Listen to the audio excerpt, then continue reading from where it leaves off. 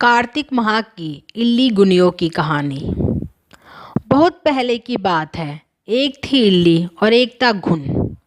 एक दिन इल्ली बोली कि आओ घुन, कार्तिक का स्नान करें। घुन बोला कि तू तो गोरा पड़ी है, तू ही नहा ले। मेरा तो मोट बाजरा पड़ा है, तो मैं नहीं नहाऊंगा। मैं तो हरे बाजरे का सीटा खाऊंगा और ठंडा पानी पीऊंगा। दोनों के बीच हुई इस वार्तालाप के बाद इल्ली तो राजा के लड़की के पल्ले के साथ लगकर चली गई और घुन नहीं नहाया। कार्तिक माह खत्म होते ही दोनों मर गए। कार्तिक का स्नान करने से इल्ली राजा के घर जन्म लेती है और घुन राजा के यहाँ गधा बनता है। राजा की बेटी बड़ी हुई तो उसके विवाह का दिन आया और वह ससुराल के लिए विदा होने लगी।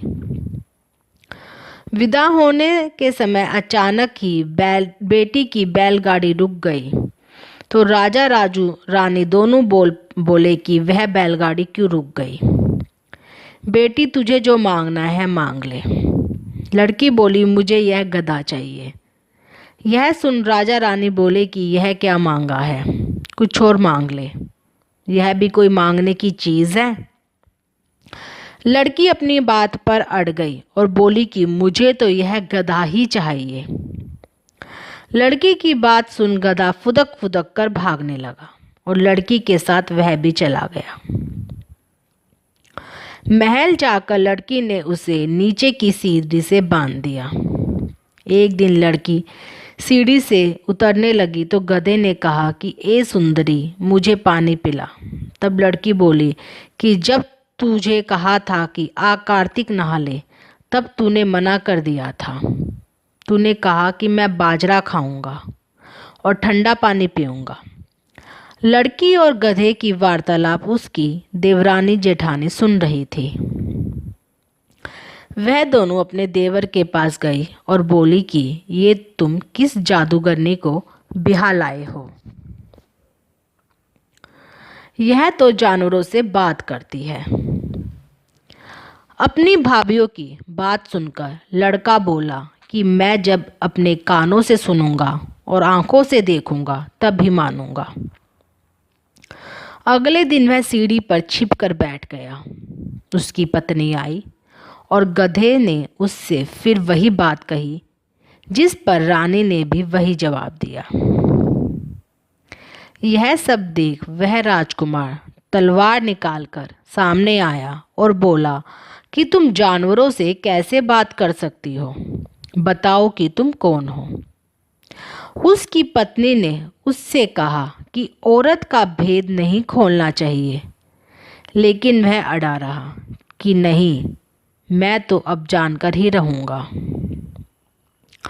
राजकुमार की जिद के आगे उसकी पत्नी हार गई और उसने पिछले जन्म की सारी बातें उसे बता दी कि वह इल्ली थी और यह गधा घुन था। इससे मैंने कार्तिक नहाने की बात कही, लेकिन इसने मना कर दिया, जिसके परिणाम स्वरूप यह इस जन्म में गधा बन गया और मैं राजा के पल्ले से लगकर नहाई तो मैं राजकुमारी के रूप में पैदा हुई। इसलिए मैं तो इससे पिछले जन्म की बात कर रही थी। सारी बात सुनकर राजकुमार बोला कि क्या कार्तिक स्नान का इतना पुण्य मिलता है। रानी ने कहा कि हाँ, बहुत पुण्य फल मिलता है। अपनी पत्नी की सारी बातें सुन राजकुमार ने कहा कि यदि कार्तिक स्नान का इतना महत्व है तब हम दोनों जोड़े से कार्तिक स्नान करेंगे और दान पुण्य भी करेंगे, ताकि आने वाले समय में हम सुखपूर्वक रह सकें। दोनों ने जब जोड़े से स्नान किया तो उनके पास काफ़ी धन हुआ।